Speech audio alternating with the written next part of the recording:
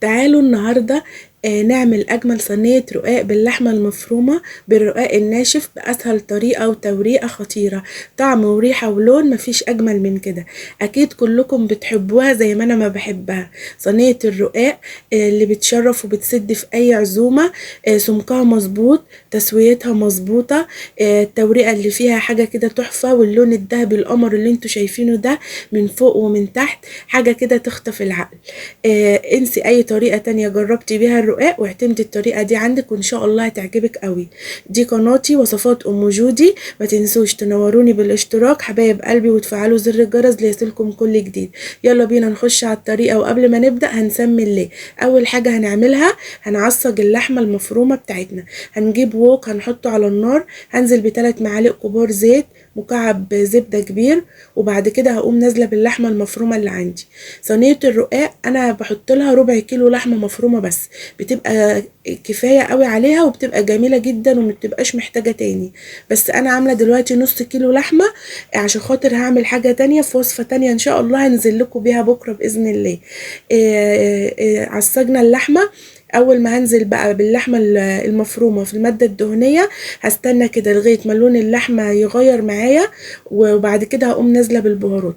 ببتدي طبعا ان انا بالسباتيولا افكك كده اللحمه عشان خاطر تبقى حبيبات معايا، ما تبقاش قطع متماسكه مع بعضها.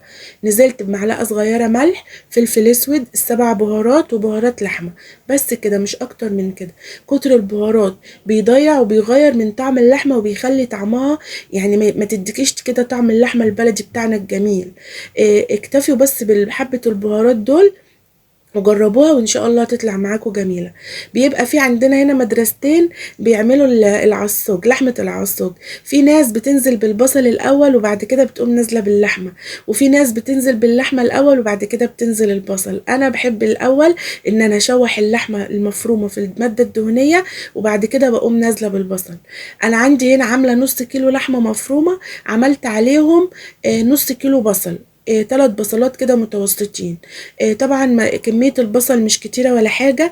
هو دلوقتي لما يدبل ويستوي معايا ويخش في السوا هتلاقي لونه بقى زي لون اللحمة بالظبط، ومش مش هيبان ان انت حاطة اصلا بصل في اللحمة.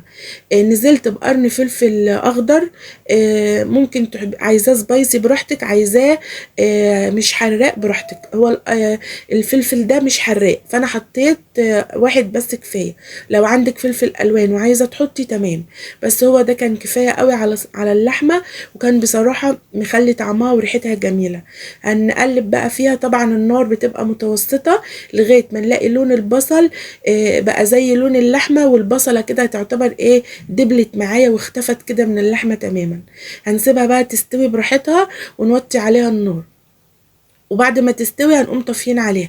هنيجي بقى بعد كده معايا الرقاق بتاعنا، هنجهز بقى صينيه الرقاق. في الاول هنشغل الفرن على درجه حراره 200 من تحت بس، ونبتدي بقى ان احنا نجهز الصينيه. هي طبعا مش بتاخد مننا اي وقت. معايا صينيه مقاس 30، حطيت فيها 3 معالق كبار من السمنه في الارضيه. انا جايبه طبق جنبي حاطه فيه سمنه وزبده او سمنه وزيت زي ما انت حابه، الماده الدهنيه اللي انت حباها. ومعايا هنا انا بحب اعمل 8 رقاقات في قلب صينيه الرقاق. بقوم نازله ببل الرقاق. دي شوربه معايا اهي، شوربه لحمه او شوربه فراخ او شوربه بط، شوربه كده تكون دسمه عندك كده وطعمها حلو. اهم حاجه ان انت لو فيها بصل ولا حاجه تصفيها من اي بهارات او بصل فيها وبعد كده تشتغلي بيها. بقوم بله الرقاقه في الشوربه وحطها، ودهنه كده دهنه سمنه ما بين كل رقاقه ورقاقه. لو وصلتوا معايا لغايه هنا في الوصفه، عايزاكم تحطوا اللايك وما تنسوش تدعموني، دعمكم بيفرق معايا كتير حبايب قلبي والله. انا بجد بشكركم من قلبي على كل واحد دعمني بلايك او كتب لي كومنت فرحني. ربنا يا رب يخليكم ليا. هخلص كميه الرقاق معايا، بحط في الارضيه 4 رقاقات واللحمه في النص، وبعد كده بقوم حاطه 4 رقاقات تانيين. والسمنه بندهن ما بين كل رق ورق. جربوا الطريقه دي وان شاء الله هتطلع معاكم جميله. احلى صينيه رقاق هتطلع من ايديكم زي العسل. نزلت هنا معايا بنص كميه اللحمه اللي احنا عصجناها، اللي هي المفروض ربع كيلو لحم. لو انت هتعملي صينيه رقاق هي ربع كيلو لحمه كفايه قوي، هيظبطها وهيخليها جميله ما شاء الله، وهتبقى مليانه لحمه كمان. نزلت باللحمه المتعصجه في النص، وبعد كده بقى هنكمل بقيه ايه، طبقات الرقاق. الفرن تكون شغاله معايا، بحيث ان احنا ندخل الصينيه الفرن، الفرن يكون ساخ مسبق يعني، سخن مسبقا. هنبل كمان اهو الراق ونقوم حاطينه. طبعا الاكله دي بتنفعنا في العزومات، في اي وقت انت بتبقي حيرانه بتعملي اكل ايه، بصراحه بتسد معانا صينيه الرقاق، وبنشتاق لها دايما. تغيب عننا وتلاقينا نفتكرها ونقوم عاملينها بنشتاق لها. ما شاء الله انا كده خلصت الكميه. هنزل بقى بمعلقه سمنه كبيره كده من فوق الوش وادخلها الفرن. هتقعد في الفرن تحت لغايه ما اللون اللي تحت من تحت يبقى لونه ذهبي، وبعد كده هشغل الشوايه على درجه حراره متوسطه، تاخد معانا اللون القمر اللي انتوا شايفينه ده.